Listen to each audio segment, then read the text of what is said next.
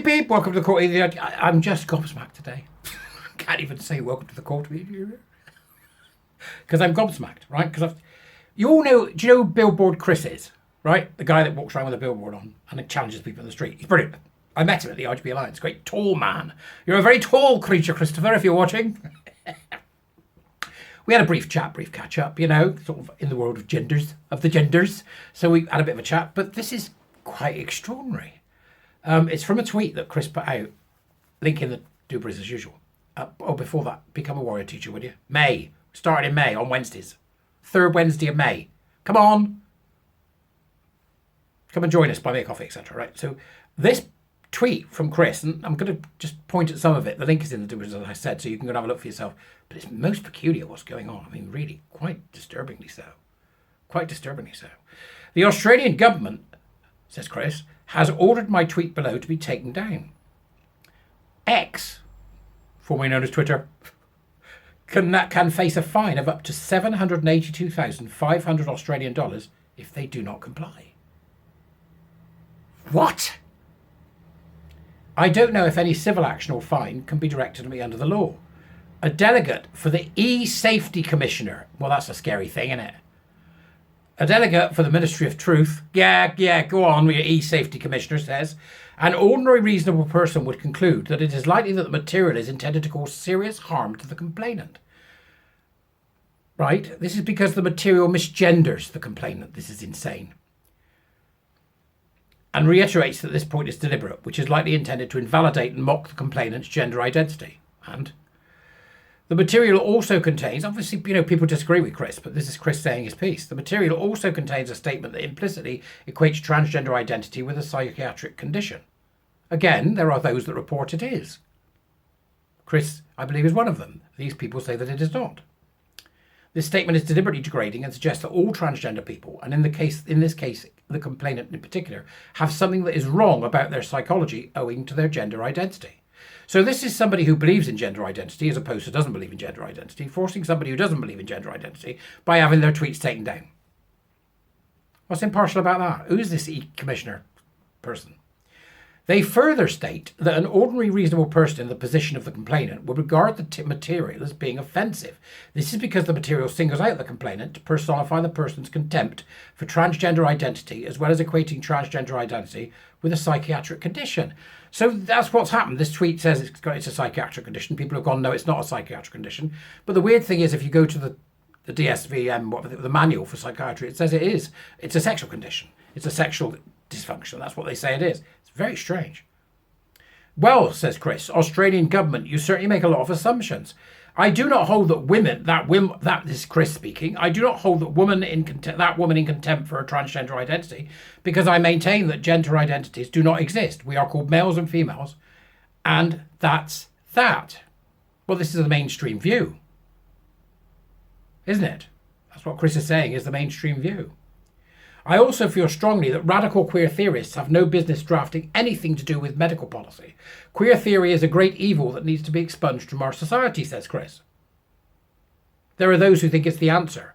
There are those who think it's going to help us bring on the utopia. Chris doesn't. In all statistical likelihood, this individual hired by the WHO, right, the World Health Organization, likely has one or more coexisting psychiatric comorbidities. And it is my opinion that she should not be writing guidelines for other people with psychiatric comorbidities. So what Chris is saying is that people who are unwell should not be writing policy for people who are unwell. And what they're saying is, well, the person's not unwell, they're absolutely well, despite the fact that they think they're the opposite sex. So this is, again, this argument that is taking place in our culture. Chris then responds with the facts.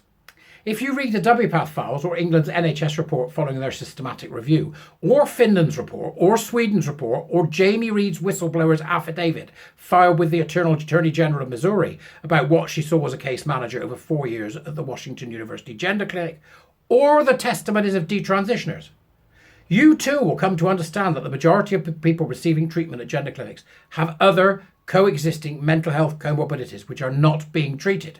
That's the case laid out there by Chris. They're not being treated. In fact, gender dysphoria, which is in speech marks because there's a question about whether it exists or not, is rarely the actual problem. but a cult that has swept the Western world has captured medical bodies and government bodies such as your own. The result is the greatest child abuse scandal in the history of modern medicine. So Chris is saying that this thing adds up to a child abuse scandal, where the others are saying, no, the children need this because they're actually trans children. Well, what do you believe? What do you believe? That's what Chris is asking in his response here. A scandal which, in a just world, would result in a certain members of your government spending the rest of the days in prison. Well, that may still happen. Who knows?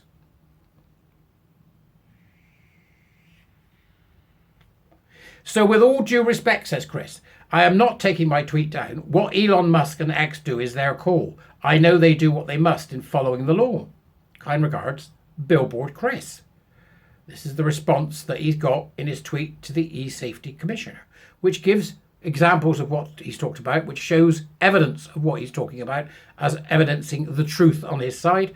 But then they will argue that there's a truth on another side. I'm sure they will come back with that and the conversation will continue.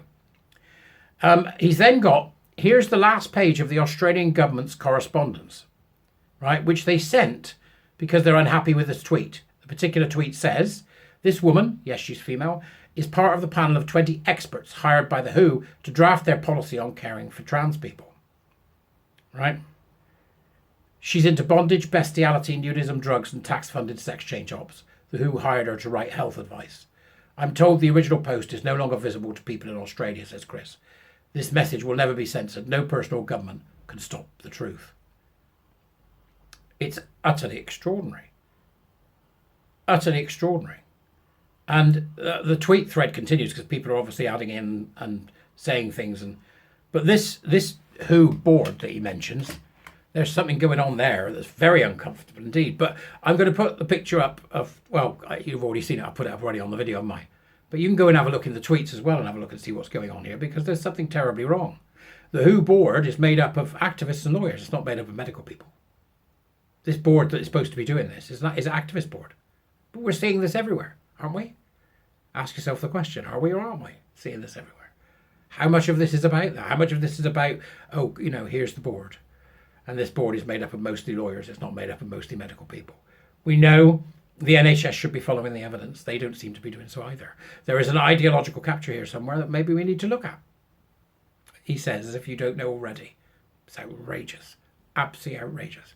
But I'll leave you to go have a look, and then you can have a fume, and you can tell me what you fumed about in the comments. All right? Become a warrior teacher. Stop fanning about it. I'll see you all later. Goodbye.